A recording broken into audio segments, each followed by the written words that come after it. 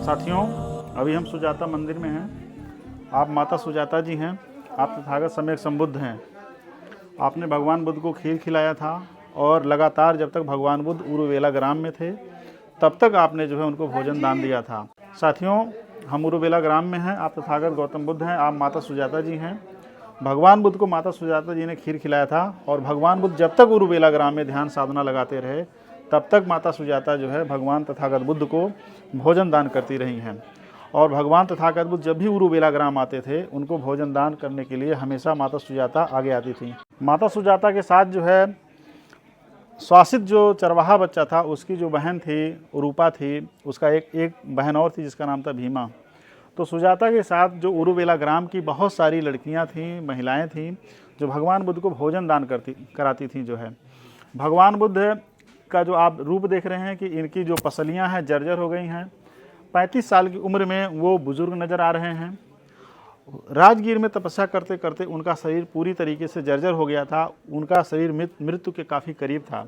ऐसे में माता सुजाता और उरुवेला ग्राम के तमाम महिलाओं के द्वारा, तमाम पुरुषों के द्वारा जो लगातार भोजन दान किए जाते रहे, उससे भगवान बुद्ध को भिक्षाटन करने में आसानी हुई। भोजन मिलने से उन्होंने ध्यान साधना में और ज़्यादा बल दिया। उनको भिक्षाटन के लिए ज़्यादा भटकना नहीं पड़ा, क्योंकि भगवान बुद्ध ने खुद कहा कि मैंने राजगीर को छोड़ करके उरुवेला ग्राम क्यों पसंद किया। इसका प्रमाण आपको मिलेगा मध्यम निकाय के आर्य पर्यसन सूत्र में। आर्य पर्यसन सूत्र में भगवान बुद्ध कहते हैं कि उरुवेला ग्राम को हमने इसलिए पसंद किया क्योंकि यहाँ पे 3 चीज़ें थी। एक निरंजना नदी बह रही थी जिसका मैं पानी पी सकता था, नहा सकता था, कपड़े धुल सकता था। दूसरा, ये विशाल जंगल में सन्नाटा था, बोधि वृक्ष था जो कि नदी से थोड़ा सा ऊंचाई पे था जहाँ बाढ़ प्रभावित नहीं कर सकती थी। मैं सुकून से वहाँ ध्यान लगा सकता था। तीसरा जो सबसे बड़ा कारण था वो ये कारण था कि उरुवेला ग्राम में मैं जा कर के भिक्षाटन कर सकता हूँ, भोजन ग्रहण कर सकता हूँ। तो ये 3 कारण थे कि राजगीर को छोड़ करके हमने जो उरुवेला ग्राम को पसंद किया। उसके पीछे 3 बड़े कारण हैं और ये तीनों कारणों ने उनका लगातार सपोर्ट किया। और यहाँ के ग्रामवासियों ने भगवान बुद्ध का जिस तरह से सपोर्ट किया वह बहुत ही ज़्यादा काबिल तारीफ़ है। साथियों, यहाँ पे गाय दिखाई दे रही है जो ग्वाला समुदाय रहा है। ऐसा कहा जाता है कि माता सुजाता जो थी वो ग्वाला थीं, जिसको हम आज वर्तमान समय में यादव समुदाय से जोड़ते हैं। साथियों, ये जो गाय रही है, गाय के दूध में बना हुआ खीर, भैंसों के दूध में बना हुआ खीर बौद्ध दर्शन में बहुत पवित्र माना गया है। खीर का दान, भगवान बुद्ध के जीवन से जुड़ा हुआ खीर का दान जो है हमेशा से बौद्ध त्रिपिटक साहित्य में आपको दिखाई देगा। आप जब भी पलटेंगे तो भोजन दान में खीर दान एक बड़ा उपहार के तौर पे माना जाता रहा है। साथियों, नमन है माता जी को और उस गाय को भी और तमाम लोगों को भी, उन पूर्वजों को जिन्होंने इतना बड़ा कंट्रीब्यूशन दिया है। नमामि धम्मं नमामि संघं नमामि। साथियों, सम्राट अशोक ने भगवान बुद्ध के चरण को बनवाया था और ये जो है ब्लैक ग्रेनाइट पत्थर का है। मैं चाहूँगा हमारे कैमरामैन भगवान बुद्ध के चरणों को दिखाएं कि भगवान बुद्ध के चरण के बारे में कहा जाता है कि उनके चरण में धम्म चक्र था।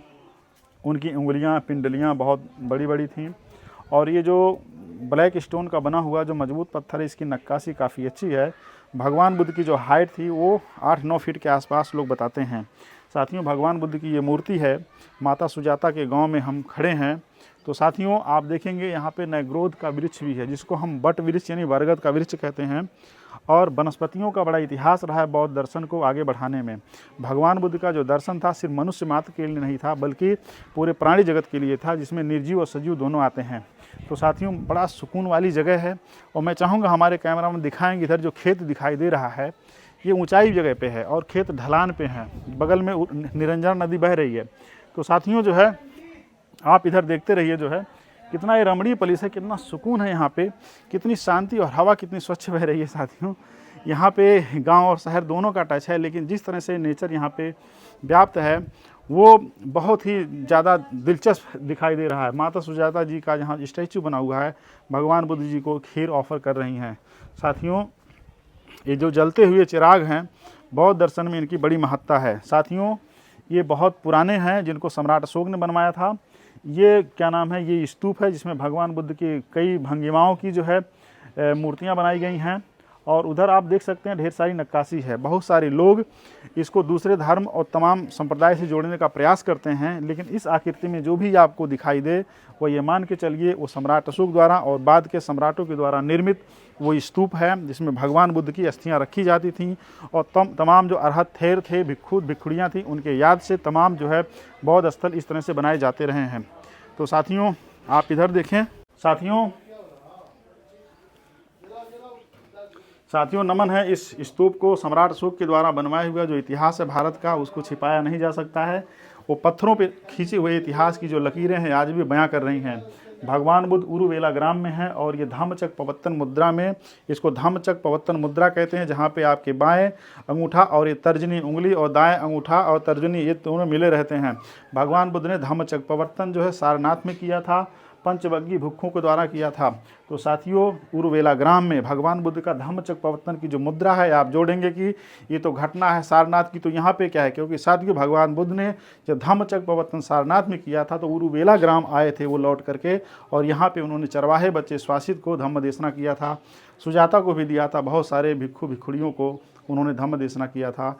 तो भगवान बुद्ध के जीवन में जिसका भी कंट्रीब्यूशन रहा, भगवान बुद्ध ने उनको धम्म से जोड़ करके उनके जीवन को धन्य बनाया है। साथियों इतिहास भूगोल दोनों में जुड़ा हुआ है संस्कृति। इतिहास भूगोल संस्कृति बौद्ध दर्शन में तीनों चीज़ें आपको दिखाई देंगी। साथियों बौद्ध दर्शन दुनिया का निर्विवाद धम्म है, इसलिए क्योंकि इसमें इसका जो दर्शन है वो किसी को अंधकार में नहीं डालता है, किसी तरह से कर्मकांड में नहीं डालता है, किसी भी तरीके से मारने काटने की बात नहीं करता है, किसी के स्टेट को ध्वस्त करके अपनी संस्कृति संचालित करने की बात नहीं करता है।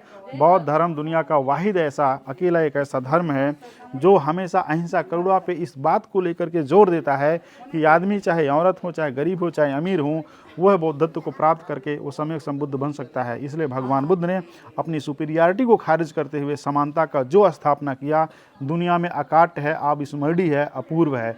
तो साथियों माता सुजाता के गांव में जो मैं आपके साथ ये तमाम बातें रख रहा हूँ, मुझे प्राउड है माता सुजाता पर कि जिन्होंने तथागत को एक नया जीवन दे करके, भोजन दान दे करके उन्हें सम्यक संबुद्ध होने के लिए एक तरीके से उनका साथ दिया। तो माता सुजाता के पूरे ग्रामवासियों को, इस क्लाइमेट को, इस नेचर को, इस प्रकृति को, सबको मेरा नमो बुद्धाय, नमो धम्माय, नमो संघाय है। थैंक यू वेरी मच साथियों, फिर आपसे मिलेंगे। शरणं गच्छामि।